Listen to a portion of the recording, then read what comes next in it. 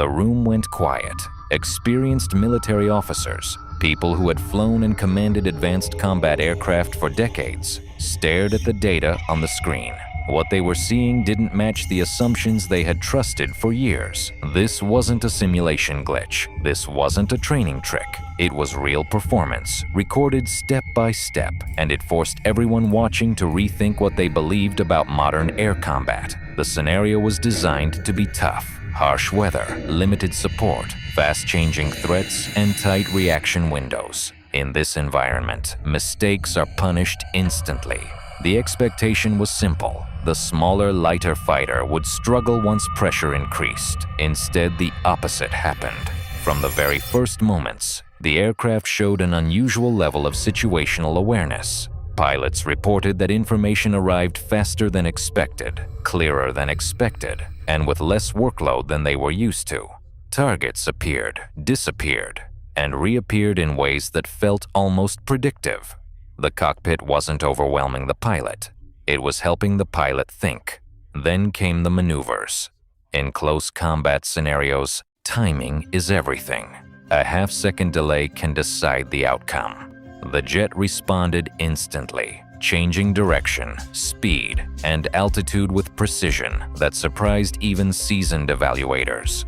Observers noticed how quickly it could transition from defense to attack, often before the opposing side realized what had happened. What truly shocked the officers wasn't just agility, it was efficiency.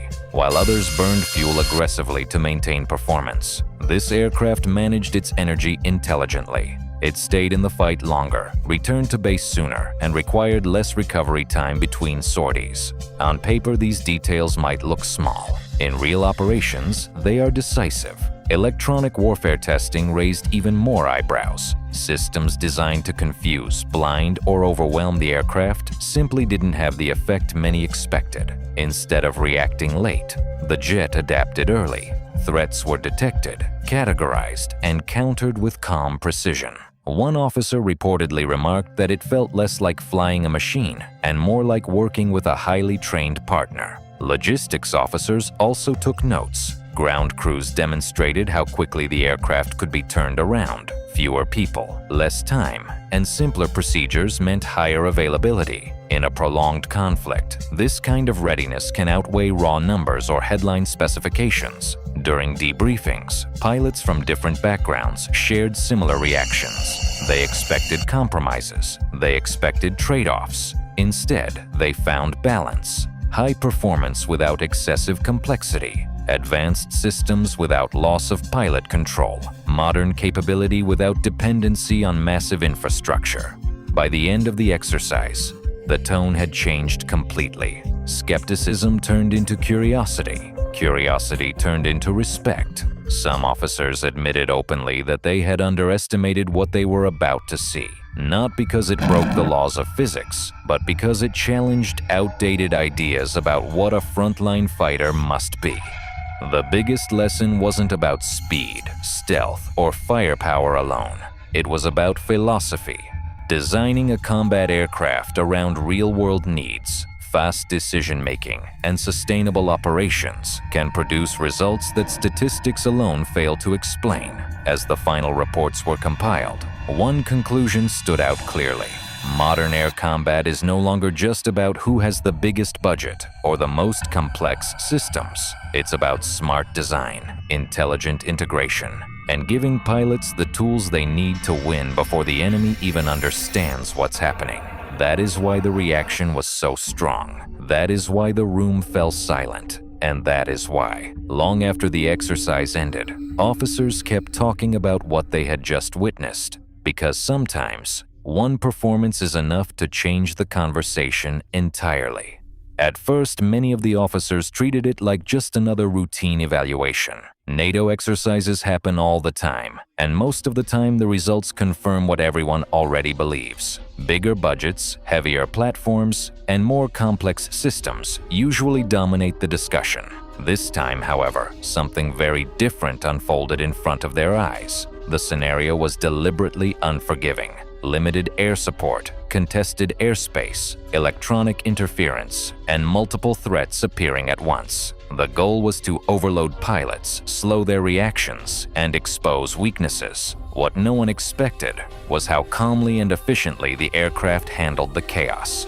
From the moment it entered the exercise area, the jet seemed unusually aware of its surroundings. Pilots described the experience as seeing the fight before it happened.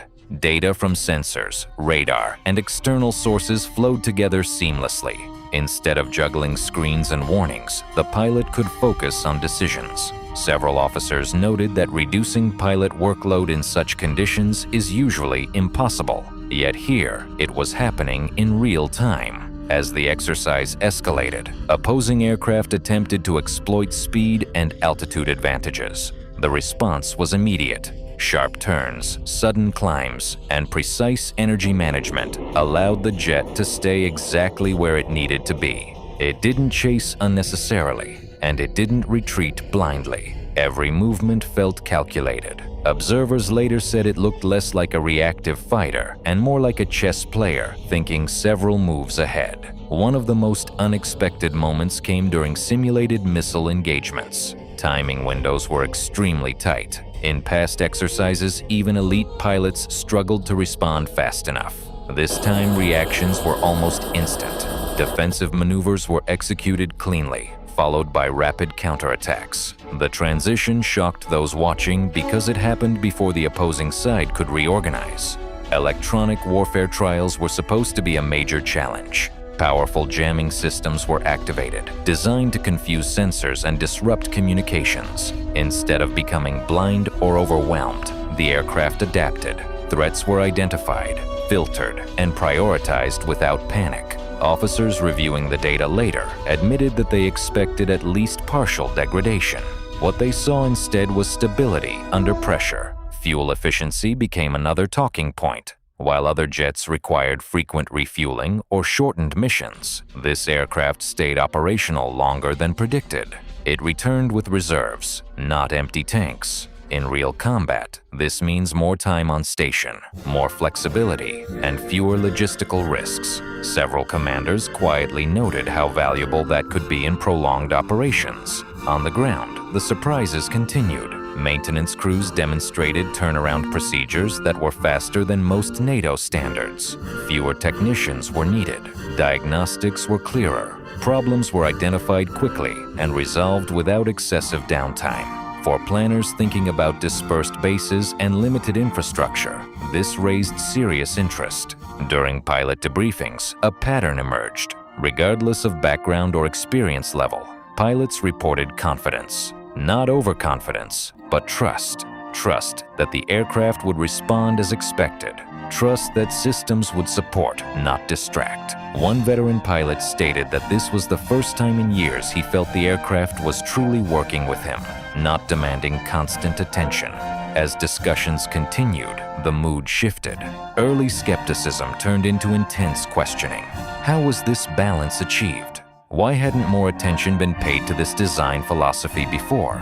Officers began comparing notes, not just on performance, but on sustainability. High readiness rates, lower operating stress, and consistent results mattered more than raw numbers on paper. By the final day, the conclusion was unavoidable. The exercise had exposed a gap between perception and reality. Assumptions based on size, cost, or reputation had failed to predict actual effectiveness. The aircraft didn't dominate by being the most extreme in any single category. It dominated by being smart, adaptable, and pilot-focused. One senior officer summarized it best during the closing briefing. He said that modern air combat is no longer about overwhelming complexity. It's about clarity in chaos, about making the right decision faster than the enemy, about staying operational when conditions are worst, not best.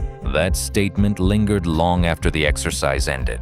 Reports were filed, data was analyzed, but the conversations didn't stop. Because what NATO officers witnessed wasn't just impressive flying, it was a reminder that innovation doesn't always look the way we expect, and that is why disbelief turned into respect.